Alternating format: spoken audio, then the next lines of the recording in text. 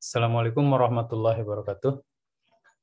Alhamdulillah dalam kesempatan ini kita masuk pada atau bertemu lagi dalam mata kuliah manajemen keperawatan. Oke, kali ini kita masuk pada pertemuan keempat ya, kalau tidak salah, yaitu tentang konsep supervisi di dalam layanan keperawatan. Nah, kalau kita mendengar istilah supervisi, tentunya ini kita teringat atau terbayangkan adalah pengawasan. Ya, pengawasan, di mana dilakukan oleh seorang atasan terhadap bawahan, bagaimana pekerjaan mereka, apakah sesuai dengan ketentuan, ya, atau tidak, gitu. Ya. Nah, pengertian seperti ini memang secara umum memang seperti itu, ya. Fungsi dari supervisi itu adalah intinya adalah memberikan pengawasan. Ya, pengawasan untuk apa? Agar tujuan organisasi ini bisa tercapai, ya. Nah, dengan melihat mengawasi, berarti dia akan melihat si manajer itu dia ingin melihat bagaimana proses suatu rencana dilakukan. Apakah prosesnya dijalankan sesuai yang direncanakan atau tidak. Maka di situ akan ada asistensi, ya, memandu bagaimana menjalankan suatu tindakan dengan benar, ya, suatu prosedur dengan benar. Ya. Jadi supervisi ini bukan mencari-cari kesalahan kemudian diadukan ke atasannya lagi, bukan. Ya. Nah, kalau itu mah namanya sentimen, gitu ya, bukan dalam supervisi. Ya. Ya, bagaimana supervisi itu atasan melihat proses manajemen, apakah ini sudah ada pada jalur track yang benar atau tidak, gitu. Ya. Nanti mungkin contohnya akan dijelaskan di depan, ya. Nah, secara pengertian, supervisi itu adalah segala bantuan, ya, dari pimpinan atau penanggung jawab keperawatan yang bertujuan untuk perkembangan para perawat dan staf lain dalam mencapai tujuan asuhan keperawatan. Ya. Jadi sebenarnya supervisi itu adalah health, ya, bantuan, guiding, ya, kemudian mentoring, gitu ya.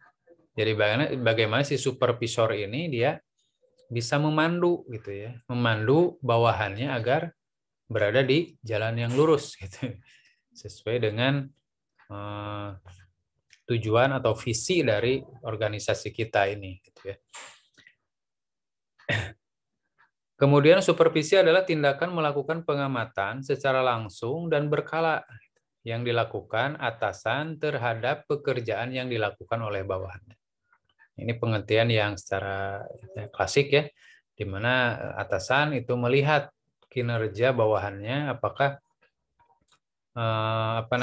pekerjaan itu terarah, ya, sesuai dengan rencana atau belum sesuai rencana, atau sama sekali mungkin bertolak belakang dengan rencana yang telah dibuat sebelumnya, seperti itu. Kemudian kegiatan supervisi dapat berupa dorongan, ya, artinya memotivasi ketika ada bawahan sedikit melakukan misalkan kesalahan, maka sebagai supervisor kita jangan sampai menurunkan harga dirinya, gitu ya, dengan memarahi, mendiskreditkan, gitu ya, atau membuat harga dirinya jatuh di hadapan orang lain. Nah, itu sangat berbahaya sekali, ya. Tapi supervisi ini ketika atasan melihat suatu matchingan, suatu kondisi, gitu ya, maka bagaimana dia mampu mendorong, membimbing, guiding, ya, supporting, guiding, motivating, gitu ya, kepada bawahannya tersebut, ya. Bagaimana kegiatan bawahan tersebut mengarah pada tujuan yang sukses, gitu ya. Nah, di sini ada gambar bagaimana how to bagaimana si atasan itu adalah memotivasi, memberikan nasihat, ya, kemudian mengarahkan pada hal yang sukses, directing, coaching, supporting, bagaimana mencapai tujuan, ya, dan juga melatih, ya, bagaimana si supervisi ini dia melatih bawahannya agar mencapai tujuan tersebut. Ya tentunya latihan, supporting, advice ini mungkin tidak langsung di tempat gitu ya. Jadi si supervisor ini atau atasan ini dia akan mengumpulkan dulu ya, harus melihat, mendengar, mempertimbangkan dulu ya apa kekurangan dari kerja tim ini ya atau bawahan ini. Ya, setiap individu tentunya memiliki kemampuan, pengetahuan dan sikap yang berbeda-beda. Nah, ini harus diformulasi dulu ya.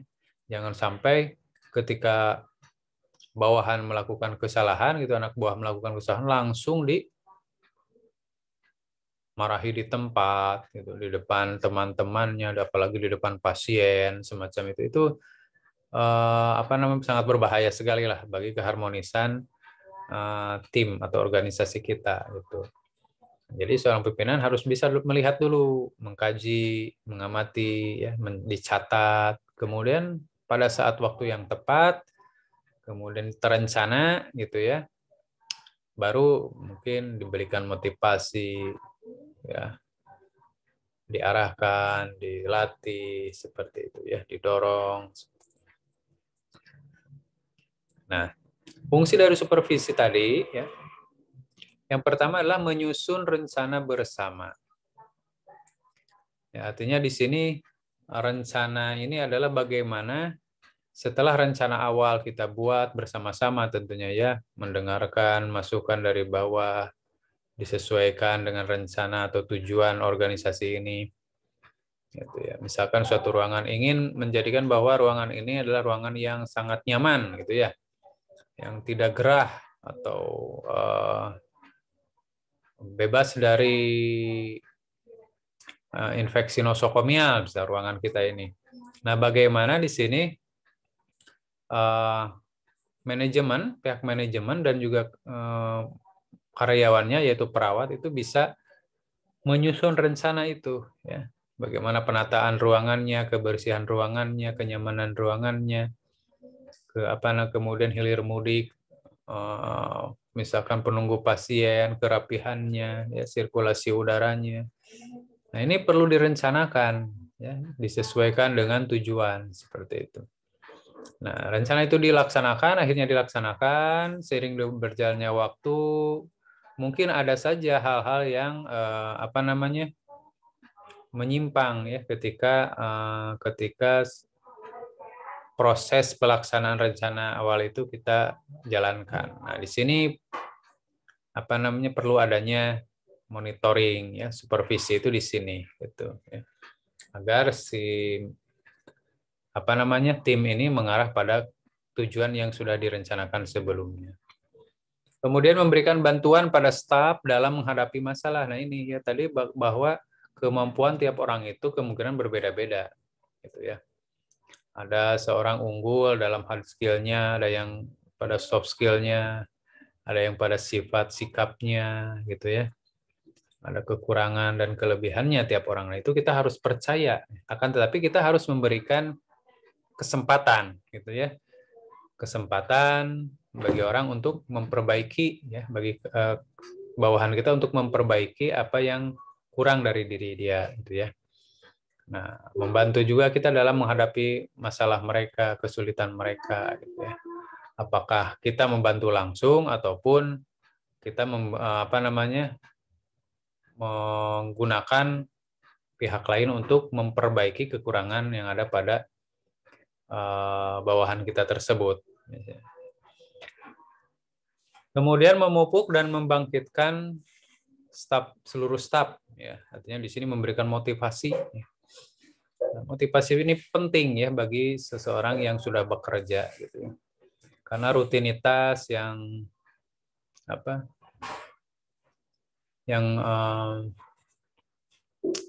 biasa gitu ya, itu akan menyebabkan kejenuhan. Jadi para perawat atau kita yang bekerja setahun, 2 tahun, mungkin masih nyaman di ruangan. Tapi kalau sudah 4 tahun, 5 tahun dengan melakukan tindakan yang serupa, dengan rutinitas yang sudah biasa itu akan biasanya timbul kejenuhan. Kejenuhan ini akan menyebabkan motivasi itu tidak baik gitu ya, akan menurunkan motivasi. Nah, ini bagaimana kita sebagai atasan bisa memberikan motivasi yang bisa meningkatkan lagi atau menyalakan lagi semangat dari apa namanya karyawan kita. Apakah itu dengan motivasi berupa pujian, reward, ya seperti misalkan ya insentif yang naik atau kalau tidak mungkin diajak piknik mungkin gitu ya atau coaching lagi, pelatihan lagi ya, jadi merefresh motivasi itu sangat penting agar si karyawan ini kembali lagi muda ya dalam bekerja, semangat lagi gitu ya. Dan fokus lagi terhadap tujuan organisasi ini ya, mau dibawa kemana gitu ya. Dan harus menanamkan apa sebenarnya hakikat bekerja itu untuk apa gitu ya. Jadi jangan sampai motivasi bekerja itu murni karena materi. Nah, itu sering yang salah gitu ya. Jadi Anda di sini sebagai calon perawat ya harus tentunya masuk ke perawatan itu ya bukan awal masuk itu ya untuk membantu orang. Nah, itu harus ditanam sampai sekarang gitu ya. Jadi jangan dulu memiliki motivasi yang apa namanya? Materi gitu ya. Memang gitu ya. Materi itu penting bagi semua orang kan, tapi kalau niat bekerja misalkan saya ingin ke rumah sakit ini bekerja tapi niatnya ingin mencari uang, nah itu kemungkinan akan mengalami kesulitan ya, di mana misalkan penghasilan itu tidak sesuai dengan kadar apa namanya kinerja kita yang capek misalkan, itu akan cepat menimbulkan keluh kesah, putus asa, motivasi turun gitu. Jadi niat dulu yang ikhlas, ingin menolong atau ingin memupuk masa depan gitu, mudah-mudahan sampai terus berdoa ya mudah-mudahan ke depan lebih baik semacam itu. Pastilah dimanapun orang yang bekerja itu pasti kecewa lah gitu ya. Ya, apalagi di suasana di Indonesia gitu ya, mana nggak ada itu pekerjaan, jarang sekali lah pekerjaan yang gampang, mudah, enak, bekerjanya nyaman, sesuai dengan keinginan hati, tapi penghasilannya yang besar gitu, nggak ada seperti itu. Ya, dimanapun kita harus bekerja itu ya harus bersaing, harus gigih ya, itu modal kita gitu ya. Nah, setiap orang kalau mau menghasilkan penghasilan yang besar ya modalnya juga harus besar gitu. Harus baik itu uang ya ataupun tenaga atau waktu, itu modal gitu ya. Jadi modal itu bukan hanya uang, ingin jadi PNS nyogok bisa saja gitu ya, hasilnya besar ya nyogoknya juga besar gitu. Nah, saya ingin jadi pedagang, modalnya besar, langsung blok, nggak bisa gitu. Tapi kan itu modal harus besar. Nah, saya ingin jadi profesor keperawatan, ya kuliah nah tuh, ya. Terus sampai ke S3 gitu ya. Nah, itu modal gitu ya. Nggak ada orang yang enak sih Bapak itu mah, ini langsung baru masuk sudah jadi direktur. Ya, kita lihat modalnya apa gitu ya. Dia itu punya modal apa sih? Apa yang tidak dipunyai oleh kita. Nah, sehingga kita bisa memicu semangat kita untuk kalau memang ingin bercita-cita seperti dia, seperti itu, berarti kita modalnya harus lebih baik dari dia gitu ya. Siapapun gitu ya. Kita punya cita-cita ingin kan ada ya misalkan ingin jadi menteri misalkan menteri kesehatan ya harus gimana tuh orang itu yang jadi menteri itu apa sih kemampuannya gitu ya. Kemudian modalnya sih apa sih dia itu modalnya kok bisa jadi menteri ya bisa jadi pejabat gitu modalnya apa sih. Nah kita harus mungkin mengikuti dia gitu atau lebih baik dari dia seperti itu ya. Kemudian yang keempat, fungsi supervisi ini adalah mengikut sertakan staf dalam penetapan keputusan ya. Dari sini sangat penting ya di mana Ketika seorang manajer itu memonitoring gitu ya, melihat pekerjaan bawahannya. Ya. Nah, ini harus menjadi bahan masukan, bahan pemikiran. Oh, ternyata karyawan di ruangan ini lalai, misalkan sering lalai menerapkan standar precaution atau ya, atau misalnya mencuci tangan, memakai sarung tangan ya. Itu sering banyak yang lalai. Nah, ini perlu ada apa namanya? Rapat lah gitu ya. Harus gimana ini? Apa sih kesulitannya gitu ya. Oh, ternyata wah kalau cuci tangan terus pakai sabun bisa kering nih tangan gitu ya. Atau ya, apa namanya? Jauh gitu ya, cuci tangannya jauh. Oh, dari ruang ini capek gitu ya, hari gura gedikat ini jauh. Maka mungkin perlu adanya ya hand sanitizer yang dekat, yang mudah diakses gitu kan, itu perlu perencanaan. Kemudian kalau memang sabun ya sabunnya yang baik, yang tidak iritan semacam itu ya. Kemudian membagi dan mendelegasikan kewenangan sesuai dengan tanggung jawab. Nah, di sini tentunya setiap perawat harus memiliki tanggung jawab ya sendiri-sendiri gitu ya. Nah, di sini harus adil ya, jangan sampai delegasi atau pelimpahan kewenangan dan tanggung jawab ini berat sebelah gitu ya. Dari satu karyawan diberikan yang mudah, satu karyawan lagi sangat berat, kena junior dikasih tanggung jawab biar melatih maksudnya gitu ya. Nah, ini juga kadang-kadang menjadikan apa namanya konflik ya, konflik di mana kena junior, ayo ditutup tata, dorong kanan, dorong kiri gitu ya. Nah, itu kan kalau di klinik seperti itu ya. Tujuannya sih memang bagus untuk melatih, tapi sebagai senior kita harus bisa apa namanya melihat gitu ya, melihat. Ya kalau dia sudah bisa misalkan mengambil pasien dari IGD ke ruangan, sudah bisa timbang terima dari IGD. Nah, kemudian kita apa nih yang anak itu perlu apa namanya punya gitu ya. Nah, itu harus direncanakan gitu, jangan sampai bawahan itu disuruh eta deui gitunya. Seperti itu. Karena bukan alasan untuk mendidik, tapi karena dia hoream gitu. Nah, sering di klinik gitu. Nah, bagaimana kalau kita seorang junior yang Bapak pernah gitu ya, jadi junior gitu kan, ditutup titahnya, sabar gitu ya. Nah, udah aku mah apa gitu ya, junior. Nah, kita harus sabar gitu ya. Kita justru harus mendekati gitu ya, jangan semakin menjauh dari senior tersebut gitu ya. Tapi harus semakin mendekati, ngalah hatena gitu ya. Nah, nanti akan enak sendiri gitu ya. Nanti juga akan enak lagi suasana kerjanya itu. Kemudian mempertimbangkan daya kreativitas dan menghilangkan rasa malu dan rendah diri. Nah, ini adanya supervisi ini bisa memotivasi ya. Biasanya kalau perawat-perawat yang muda itu yang junior itu dia pasif ya. Jadi dia tidak kreatif, tidak punya ide gitu ya. Jadi sangat bergantung pada instruksi senior. Nah, ini dengan adanya supervisi ya isinya bisa memotivasi ya, meningkatkan kreativitas, meningkatkan otonomi diri gitu ya, bahwa sebagai seorang perawat yang silahkan dia memiliki keputusan atau memiliki hak gitu ya untuk melakukan sesuatu apabila sesuatu tersebut ya memang tanggung jawab dia gitu ya, seperti itu. Nah, sehingga di sini bisa meningkatkan rasa percaya diri ya. Dan ini sangat penting ya untuk apa namanya mendorong gitu ya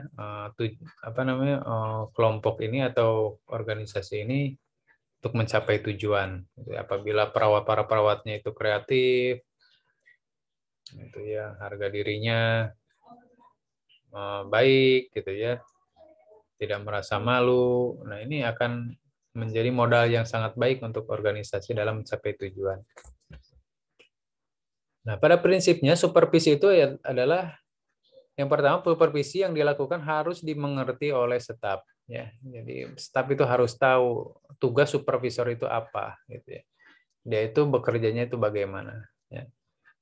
Nah, dia tujuan supervisor itu untuk apa? Dia harus dipahami ya, bahwa dia itu ingin melihat kinerja stafnya, memberikan motivasi, ya, selain pengawasan, ya, motivasi, kemudian juga memberikan dorongan, ya, bimbingan, dan sebagainya.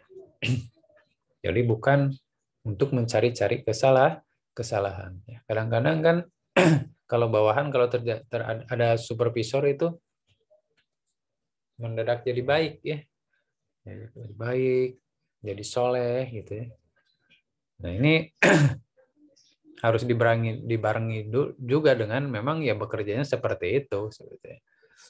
Jangan sampai ketika ada supervisor baik, setelah supervisor sekahayang, sebetulnya males-malesan, gitu, lambat, itu berarti apa namanya sudah tidak ada lagi motivasi kalau seperti itu.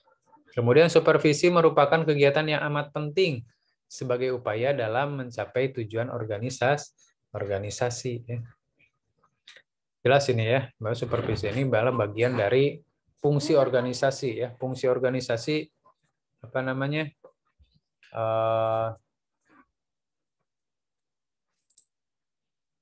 Salah satunya adalah supervisi, ya, mengawasi. Kemudian supervisi merupakan kegiatan yang penting sebagai upaya dalam mencapai tujuan organisasi. Ya jelas ya. Adanya supervisi ini yang dilakukan pada proses pelaksanaan rencana itu ya. Maka di sini untuk mengarahkan pada tujuan organisasi adalah salah satu fungsi dari supervisi. Standar kerja yang akan diawasi perlu dijelaskan kepada staf. Ini jelas ya bahwa tiap orang tadi memiliki tanggung jawab masing-masing ya. Maka standar kinerja, standar kerja, apa yang apa namanya ya standar-standar dalam bekerja lah gitu ya, baik itu kalau perawat ya SOP, kemudian standar keperawatan itu benar-benar harus dipahami oleh seorang perawat ya. Jangan sampai seorang perawat itu melakukan tindakan di luar standar keperawatannya ya, yang telah ditetapkan. Teknik supervisi, yang pertama standar praktik keperawatan sebagai acuan. Nah, ini ya, jadi perawat memiliki hak dan kewajiban. Ya, bagaimana kita memberikan asuhan keperawatan sesuai standar praktik yang tidak kelewat batas ya atau melebihi batas kewenangan kita sebagai seorang perawat. Ya. Kemudian fakta pelaksanaan praktik keperawatan sebagai pembanding untuk menetapkan pencapaian dan kesenjangan. Artinya di sini antara standar dan praktiknya itu dibandingkan. Apakah ada kesenjangan antara standar dengan kenyataan seperti itu? Nah, apabila ada kesenjangan, disinilah menjadi bahan pemikiran pihak supervisor untuk apa namanya memperbaiki ya siasat apa atau strategi apa agar pelaksanaan standar keperawatan ini bisa berjalan sesuai apa namanya standarnya seperti itu ya. Kemudian tindak lanjut baik berupa mempertahankan kualitas maupun memperbaikinya. Ya, apabila memang kinerja perawat itu sudah sesuai dengan standar, ya kita harus tingkatkan atau pertahankan gitu ya kualitasnya. Apabila kekurangan atau masih lemah gitu dalam pelaksanaannya, maka bagaimana cara meningkatkan dan memperbaikinya. Area-area yang disupervisi yang pertama adalah area pengetahuan dan pengertian tentang tugas yang akan dilaksanakan. Artinya area kognitif di sini ya, knowledge, kemudian area keterampilan atau psikomotoriknya ya, kemudian area sikap ya, dan juga reward terhadap pekerjaannya di sini. Bagaimana selain disupervisi, diberikan tugas, diberikan tanggung jawab, tapi jangan lupa juga kita memberikan reward atau penghargaan gitu ya, terhadap apa yang telah dicapai oleh setiap karyawan. Ya, jadi sebagai seorang manajer atau supervisor, kita harus selalu memberikan apresiasi, penghargaan apa yang telah mereka lakukan. Ini akan mempertahankan suasana kerja, ya, ritme kerja yang baik. Metode supervisi yang pertama, supervisi langsung. Supervisi ini dilakukan langsung pada kegiatan yang sedang berlangsung. Ya. Pada supervisi modern diharapkan supervisor terlibat dalam kegiatan agar pengarahan dan pemberian petunjuk tidak dirasakan sebagai perintah. Nah ini ya. Jadi jangan sampai si supervisor ini atau atasan ini menjadikan momok yang menakutkan, gitu ya. Jadi jangan sampai menjadi ancaman, gitu ya. Kalau menjadi ancaman, nah itu justru akan menjadi sumber-sumber konflik sebenarnya, ya, akan timbul gibah-gibah, gitu ya. Jadi si bawahan kalau sudah tidak senang pada atasan itu akan menjadi gibah-gibah tertentu. Nah ini akan lambat laun ini akan menjadi bom waktu ya. Bom waktu menjadi meledak suatu saat gitu ya. Nah ini bagaimana supervisi langsung ini memang harus dilakukan. Zaman sekarang, zaman modern ya, supervisi bisa dilakukan langsung, di mana supervisor melihat langsung kinerja perawat, ya, atau dengan melakukan monitoring ya secara visual, ya misalkan dengan CCTV atau bagaimana semacamnya. Tapi di sini tentunya tidak memonitoring hal yang privacy ya. Di kamar mandi di CCTV misalkan, nggak usah. Nah, ini ritme kerjanya sehari-hari aja.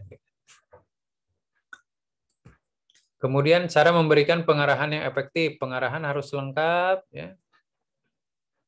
Artinya si perawat, bawahan diarahkan terhadap apa yang dia kurang gitu ya. Kemudian mudah dipahami, menggunakan kata-kata yang tepat, berbicara dengan jelas dan lambat gitu ya. Jangan nyerocos gitu ya. Ini akan justru kalau terlalu cepat bicaranya itu justru menjadikan bingung ya. Jadi, terlalu banyak mungkin ya.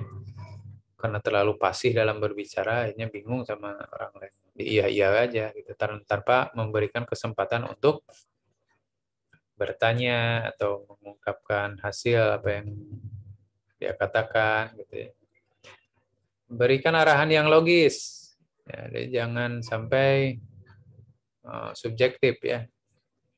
Jadi ada perawat ieu meni lemah lembut, misalkan ada perawat ieu meni bengis gitu ya.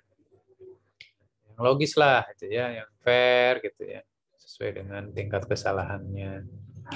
Hindari pemberian arahan yang banyak pada suatu saat ya. Ini perlu direncanakan dulu. Jadi kalau memberikan arahan itu jangan on the spot gitu ya. Perawat Kapergok melakukan kesalahan, tidak cuci tangan, langsung dimarahi di depan orang. Nah, ini akan berbahaya ya. Bisa saja kan yang namanya karyawan yang nekat gitu ya, akhirnya memukul atasannya bisa saja gitu ya. Tidak kurang gitu kan, banyak karyawan, misalkan karyawan apalah, jarang perawatnya sih.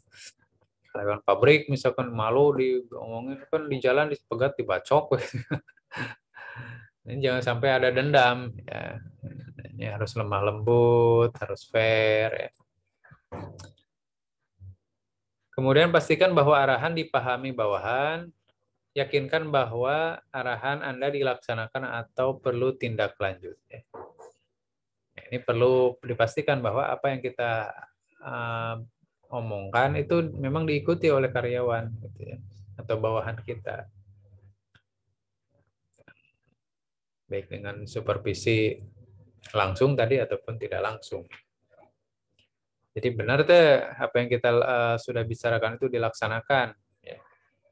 Ini harus dipastikan. Ya. Instrumennya bisa berbagai macam. Ya. Instrumennya bisa berbagai macam untuk mengawasi apa yang sudah kita arahkan. Umpan balik dan perbaikan saat supervisi. Yang disupervisi melakukan secara mandiri peran dan fungsinya didampingi oleh supervisor. Di sini orang atau karyawan di supervisi ini harus melakukan secara mandiri perannya, dilihat oleh supervisor. Sehingga di sini supervisor bisa memberikan umpan balik ya atau perbaikan atas kinerja yang telah ditunjukkan dari karyawan tersebut. Kemudian selama proses supervisor dapat memberikan dukungan, reinforcement, dan petunjuk. Jelas ya. Ketika proses supervisi juga sambil diarahkan apa yang harusnya begini, harus begitu. Gitu ya. Nah, baiknya ini lebih baik itu. Gitu ya. Dan juga kalau memang sudah mendapatkan hal yang baik, menunjukkan performa yang baik dari karyawan itu, ya jangan lupa diberikan reinforcement ya, atau penghargaan ya, penghargaan terhadap apapun pencapaiannya ya. Jadi jangan sampai sekali-kali menurunkan harga diri, merusak harga diri, dan atau merusak motivasi dari karyawan itu ya. Setelah selesai supervisor melakukan diskusi untuk menguatkan yang telah sesuai dan memperbaiki yang masih kurang. Jadi temuan-temuan yang dilakukan oleh supervisor itu didiskusikan ya, istilahnya diseminarkan gitu ya, bahwa saya menemukan A, B, C ya, apa yang harusnya dilakukan ke depan itu bagaimana ya. Kemudian teknik yang kedua adalah supervisi tidak langsung. Supervisi ini dilakukan melalui laporan baik tertulis maupun lisan. Ya, supervisor di sini melihat laporan-laporan, ya, dokumen-dokumen asuhan keperawatan gitu ya. Apakah pengkajian diisi seluruhnya, apakah diagnosis keperawatan itu ditegakkan dengan baik rencana, apakah para perawat itu menandatangani ya, menulis tanggal dan nama ketika sudah melakukan tindakan ya. Nah, ini menjadi bahan catatan gitu ya. Kemudian supervisi tidak melihat secara langsung sehingga mungkin terjadi kesenjangan. Artinya perlu sebenarnya seimbang ya antara supervisi langsung dengan supervisi tidak langsung. Jadi jangan sampai ketika supervisi langsung biasanya kan satu waktu ya. Satu waktu, jangan sampai temuan dalam satu waktu itu menjadi generalisasi. Jadi wah ternyata misalnya pas kebetulan ada perawat muda gitu ya, ketika habis dari pasien tidak melakukan cuci tangan, wah langsung digeneralisir gitu ya, bahwa perawat-perawat di sini tidak selalu melakukan cuci tangan. Nah, ini harus berimbang gitu ya. Apakah benar seperti itu ya. Kemudian umpan balik dapat diberikan secara tertulis ya. Apabila hal-hal tersebut biasanya sih hal-hal yang ini ya, yang berurusan agak bisa melibatkan emosi ya, lebih baik ditulis melalui surat sehingga tidak begitu memberikan efek emosional gitu ya. Atau ya hal-hal tertentu bisa secara tertulis ya. Report misalkan bahwa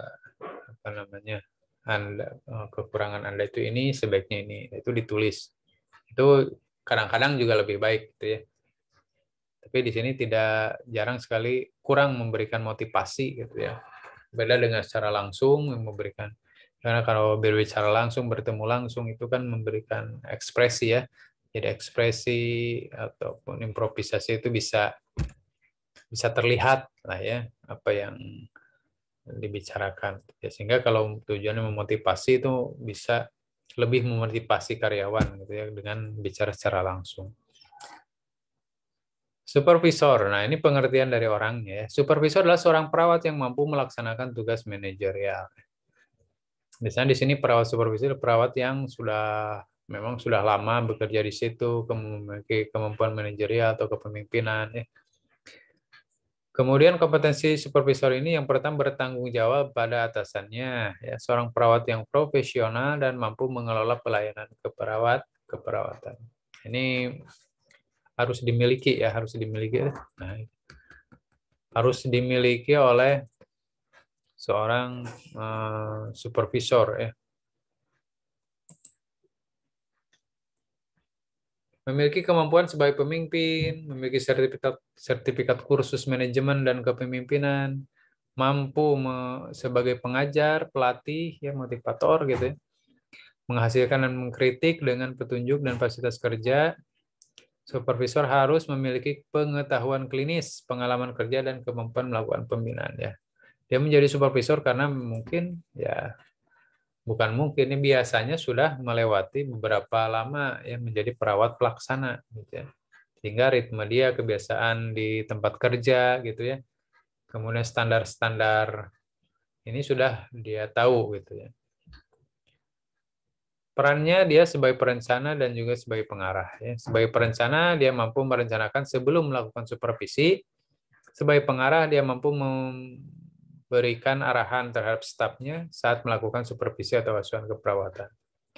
Kemudian dia juga sebagai coach ya atau pelatih. Harus mampu berperan sebagai pelatih dan menggunakan keterampilan pengajaran ya. Dia harus ketika menemukan temuan yang dimana suatu karya seorang karyawan itu kurang dalam melakukan tindakan, maka bagaimana si supervisor ini bisa melatihnya gitu ya. Kemudian sebagai penilai ya, harus memberikan penilaian ya terhadap kualitas asuhan keperawatan ya. Kemudian nah itu ya. Sampai sini saja ya. Nah, jadi di sini intinya bahwa supervisor ini adalah elemen atau komponen yang sangat penting di dalam mencapai tujuan organisasi ya.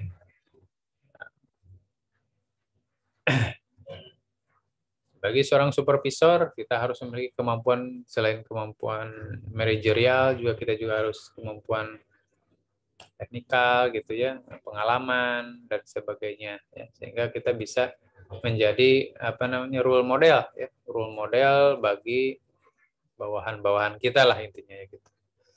Jadi kita itu kalau menjadi supervisor itu memang harus bisa menjadi panutan gitu ya bagi karyawan kita gitu, atau bawahan kita.